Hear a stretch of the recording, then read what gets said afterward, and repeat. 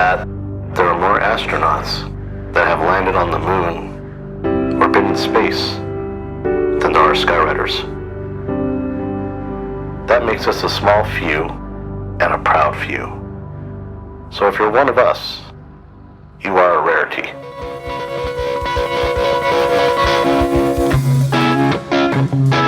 Well, it don't take long to find out just what it is a man's all about. Yes, sooner or later, yeah, he spends his time. Yes, in the air, yeah, that's what I define. And it don't take long. No, it don't take long. No, it don't take long.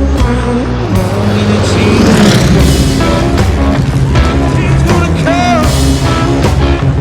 Change gonna come. You better believe it. And it don't take long. Yeah, to find out just what it is your woman's all about. Yeah, sooner or later, she's letting you know what it's gonna take. Keep a happy soul.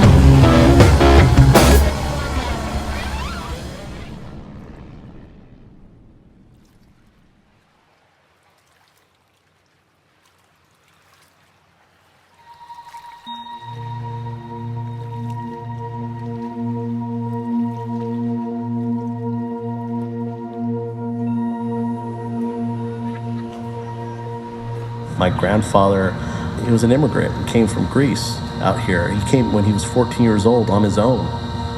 You know, just took that initiative. He was pretty much a daredevil. He was motorcycle riding, he was boxing, he was very active. My dad, he liked speed, and when he saw airplanes flying, he said, I gotta do that, they're faster. He bought an old Jenny in 1928 and actually taught himself how to fly it. Eventually he would figure it out through various crashes. He'd know not to do that again. Fell in love with aviation, and I think from that point on he wanted to do everything he could to stay in it. As time went on, he just got better and better at it. He taught himself how to skywrite.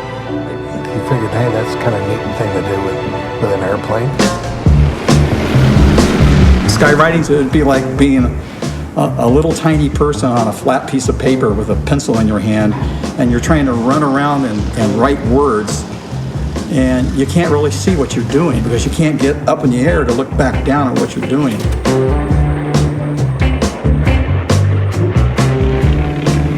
You don't forget Andy. The first time I met him, he came in, and I want to say it was a turbo goose, and he taxied up to where Greg's airplanes were, and his hand was out the side of the cockpit, and he was waving instructions. As soon as he gets out, he comes over to me. He had never met me before, and he says, you need to move that piece of cowling under the wing. You need to do this, and you need to do that. And let me tell you why. And he wasn't mean. He just always had his brain. He was always flying. Well, I always liked flying. I was a pilot before World War II. I learned to fly way back in the old Jenny days in 1928. And I've been flying commercially ever since.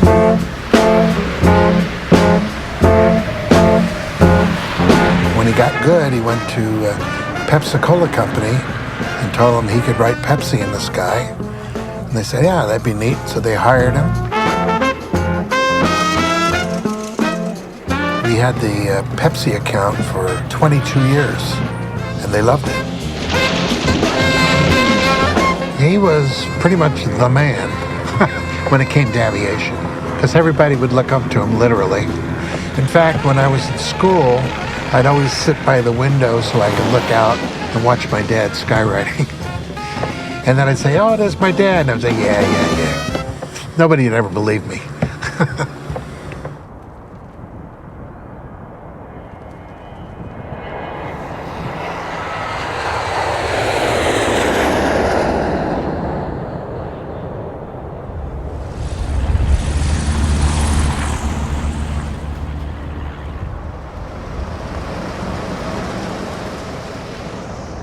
Flight information reference number 1. Departure meeting for the next mission, the big Indy 500 race, one of the largest motorsports events in America. 9 a.m. Pre-flight aircraft, load various maintenance and trip equipment.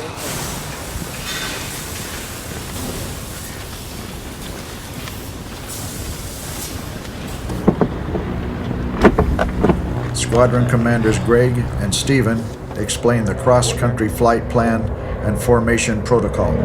Those are 300. So when we're landing, I'll call out right side, whatever. Number 2, left side.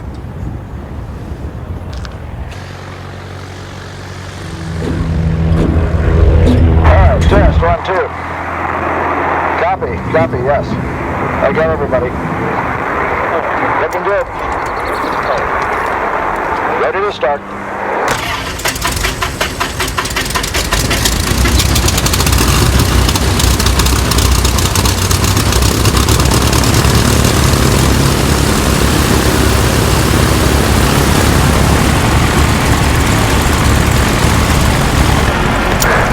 Aviation uniform 005312. My name is Jim Wilkins. I'm the senior pilot now, only going on 7 years. I've been flying almost 50 years, almost 20,000 hours.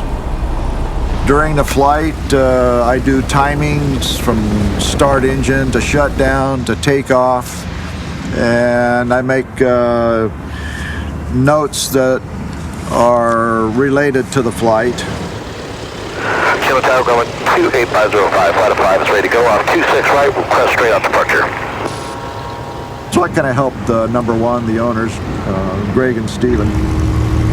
Grumman 505 flight, runway 26 right, clear for takeoff. Clear for takeoff, 26 right, 505 flight.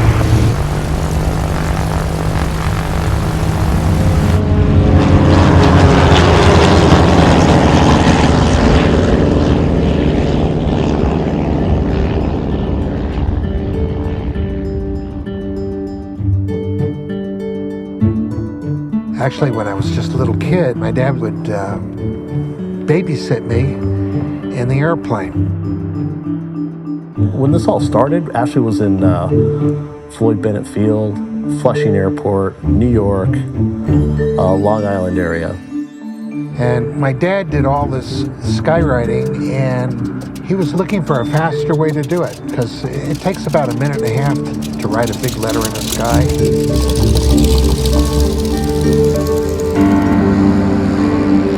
So that's kind of what led up to the idea of skytyping.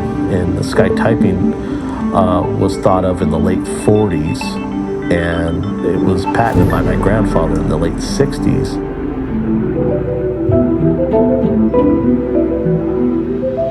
Basically, the skytyping works through a computer. There's a master computer in our airplane that talks to all the other computers in the other airplanes and tells them when to release a puff of smoke. Everything had to be done on the ground, and it took several days to program it because it was very complicated. He's done almost every experiment you can think of to get the dot to come out, the puff.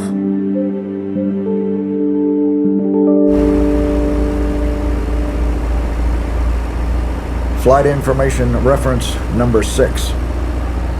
Mike Tango Oscar, cross country to Echo Yankee Echo, Eagle Creek Air Park, Indianapolis, Indiana. Aircraft numbers 2, 5, and 6 practice V formation to line formation.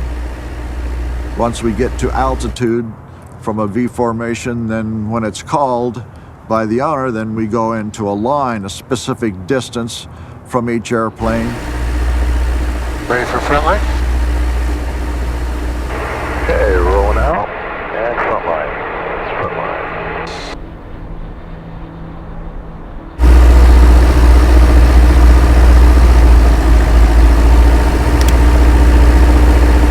Five to come in, tell 5 to come in.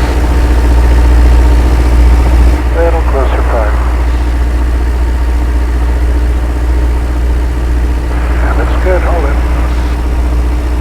And on the line itself, then one airplane can't be too far forward or back. It has to be as perfect as possible. We think of ourselves as a giant 747 when we're spread out. Actually bigger than a 747. 747's got a 300-400 foot wingspan. We have a 1,200 foot wingspan. So we can't maneuver very much once we're laid in that formation, kind of a sitting duck. So we try to look at all times for traffic. There's always a danger in flying formation to some degree.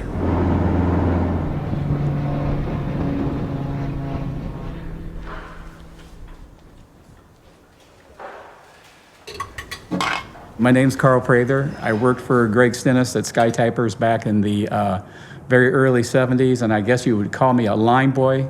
I was the person responsible for preparing the planes for flight and taking care of them after the flight themselves, and whatever assistance was needed in the maintenance. Flying for Greg, he grew up in it. You know, as a little child, I would think if you were to ask Greg, he would tell you that there was never a time he wasn't around airplanes. So when I was like 2 years old, I was sitting in the airplane, and he taught me what I needed to do to fly. Instead of having toy airplanes, I had real airplanes.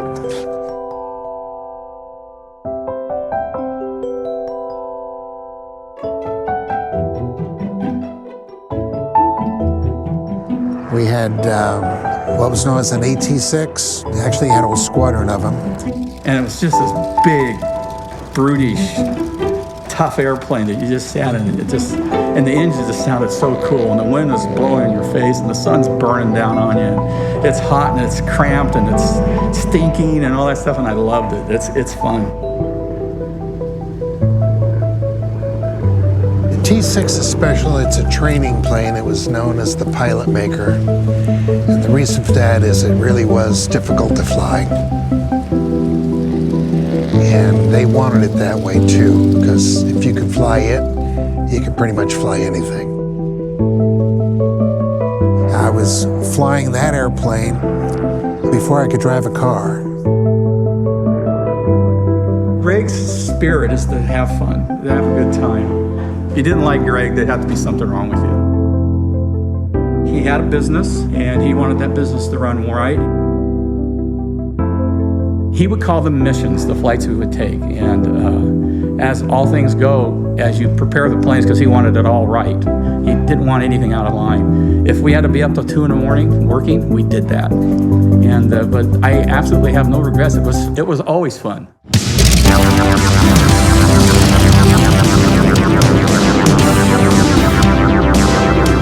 found ourselves on TV programs, newspaper, radio. Did you see that in the sky? Ah, yes. Skywriting, or in our case, skytyping, right before your very eyes. You have to admit, this is unique. Skytype messages all across our skies to promote fire safety. Up in the sky, we've got Hi Bob and Stephen E.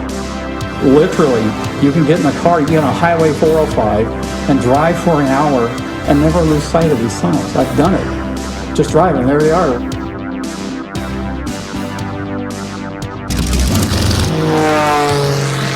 Of course, we always look back at those times. They were good times. When I did the Olympic range, for instance, And so it begins. if I was off just 2 seconds, that circle would be 400 feet too big or 400 feet too small. Well, honestly, right up to the day before, I wasn't sure if I was actually even going to do it.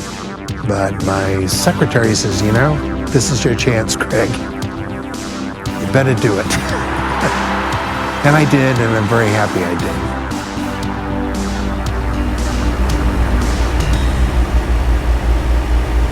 Eagle Creek, Grumman 28505, fly to 6, inbound, on the approaching downwind on the 45.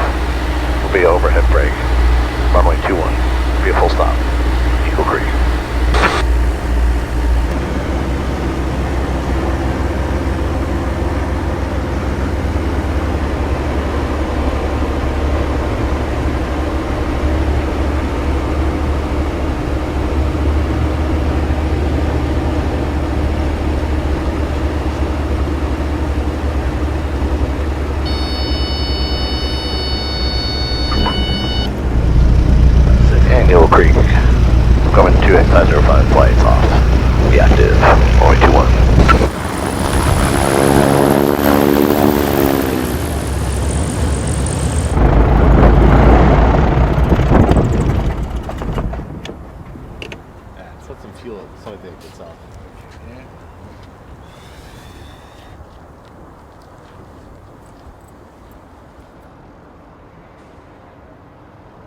Steve's on the team. Nice to meet you. How are you?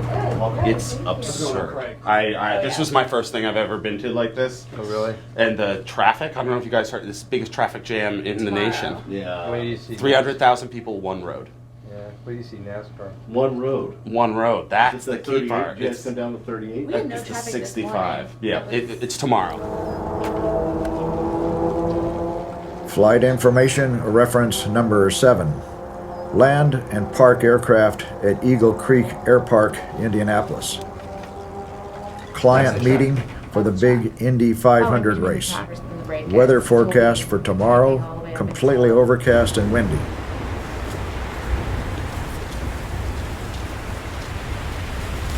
Let's look at the weather. The weather makes me nervous right now with the clouds. Yeah, we want to get the mission done for you guys, so we may. That's the question. How high will the clouds be tomorrow? The forecast says 10,000 feet, which would be good, but they're not always right. So we'll see.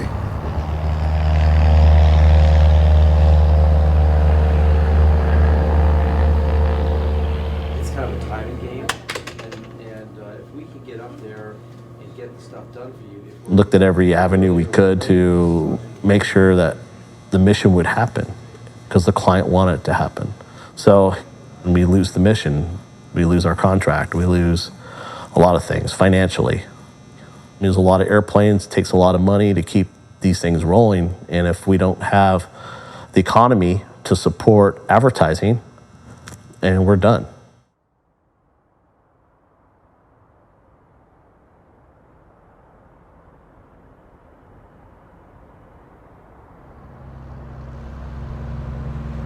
Flight information reference number 8.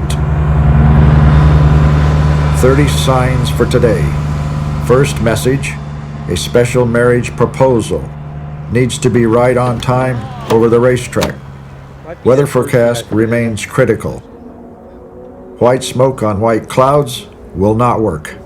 You got a very important event, and it has to go as best as it can possibly go. I just want to make sure we're not going to run out on the red when we get to 6. Well, if you go to those marks, you won't. So It's all about this first mission, first flight.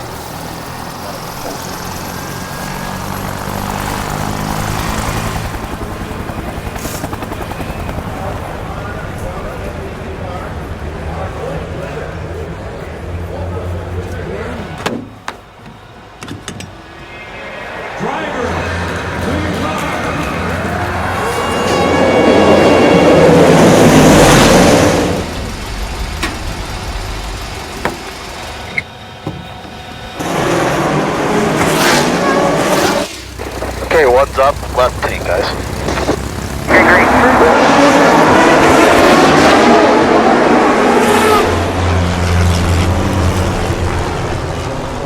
Flight information reference number 9.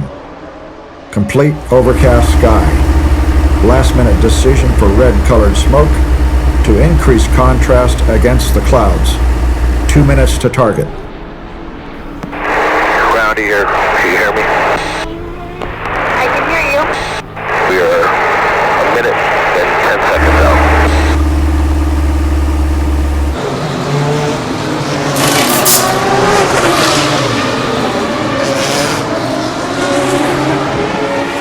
Okay, see your racetrack now? Yes, I see the racetrack. Front line, straight ahead. Right over the speedway. Okay, guys, in 3, 2, 1, head go.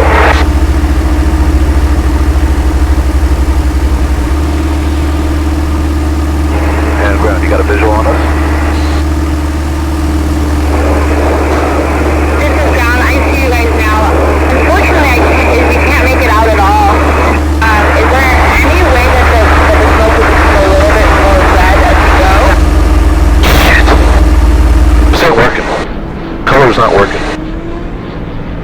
I told you it was critical. Got a mission to perform. Okay, this ain't working out. B formation. B formation. B formation. The strategy when there's a lot of pressure is just keep cool. Don't go wild about it. Just relax, let it happen. I mean, we're in that kind of business that is stressful. Well, you can't control the weather. You can only, it's kind of like being a farmer, you know, you've got your corn crop out there and you sure as heck hope there's not going to be tornadoes that tear them out of the ground.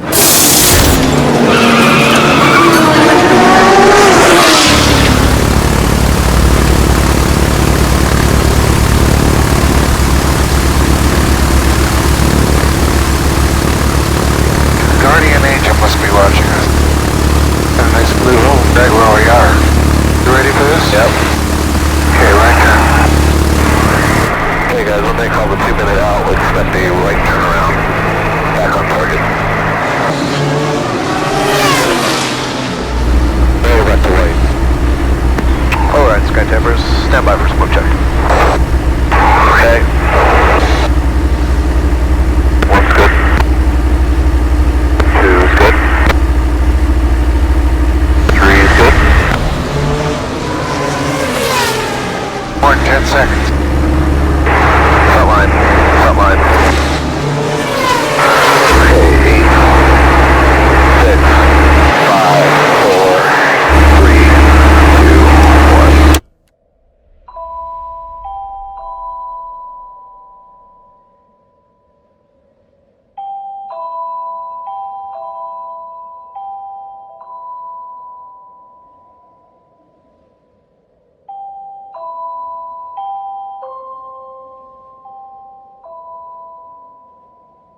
Thank you guys so much. He could see the whole message, so it was awesome. What did she say?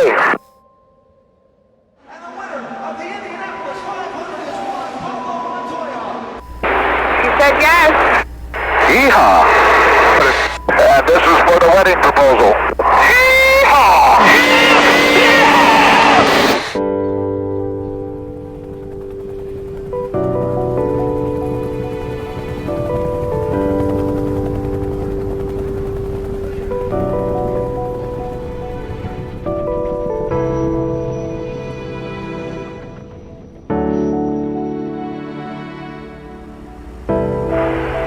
That guy is a very, very gentle right turn. A lot of power pipe.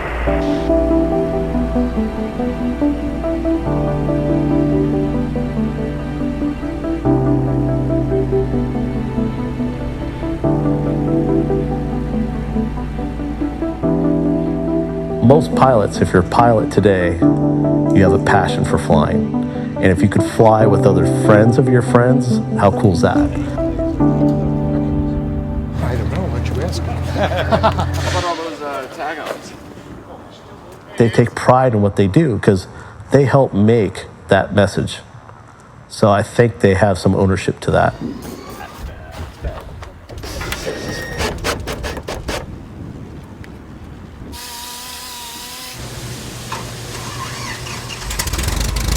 Hey, Steve. 1, 2, 3, 4, 5, 5, 4, 3, 2, 1. How's it sound? How do you hear? I got you 5 by 5. I'm good to go.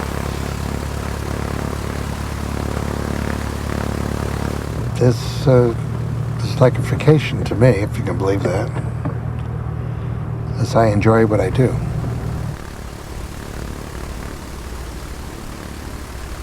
And like I said, if I had a day off, which I normally don't, I'd be at an airport. My wife can tell you that.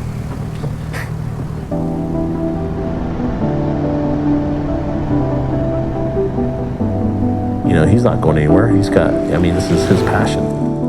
It's not like he's going to go pick up golf.